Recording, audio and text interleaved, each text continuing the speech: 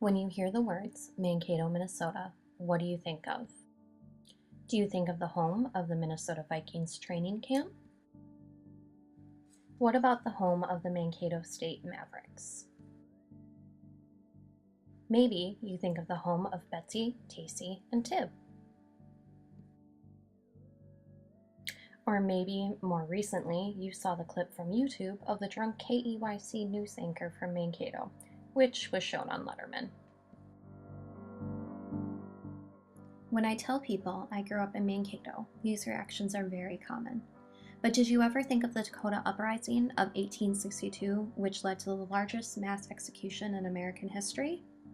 No? Don't worry if you didn't think about that. Most people don't.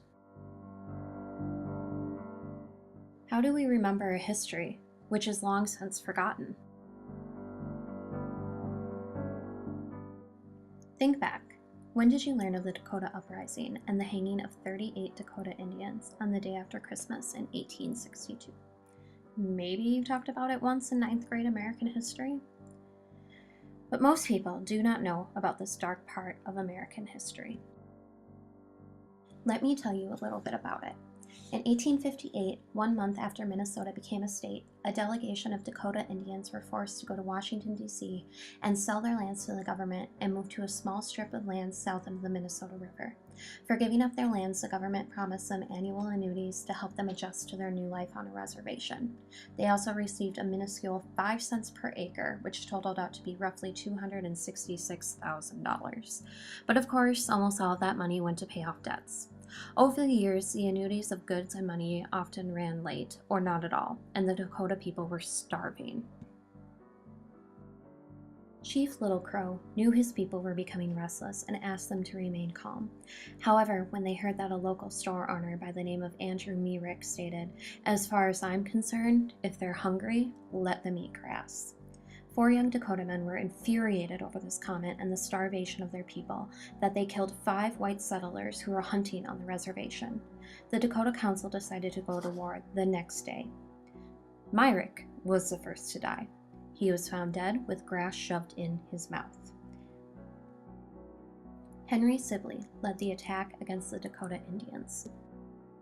The Dakota conflict lasted from August of 1862 until late December, when the Dakota Indians surrendered and thousands were captured and held prisoner.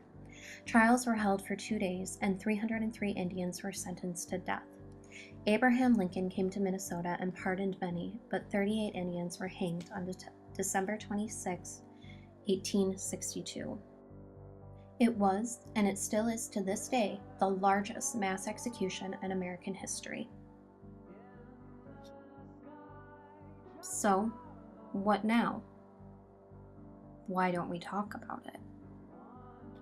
How do we remember a past which is long since forgotten?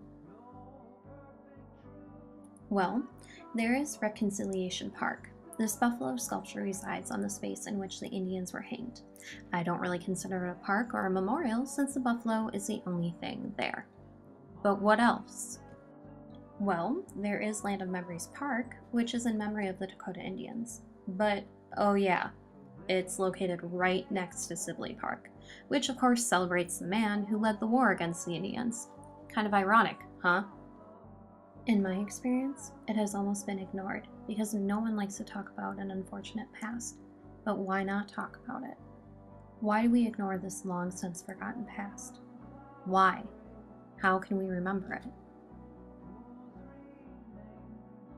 But how could we have forgotten something so terrible?